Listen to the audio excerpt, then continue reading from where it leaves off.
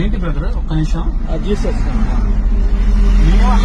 Jesus ఏంటి మీరు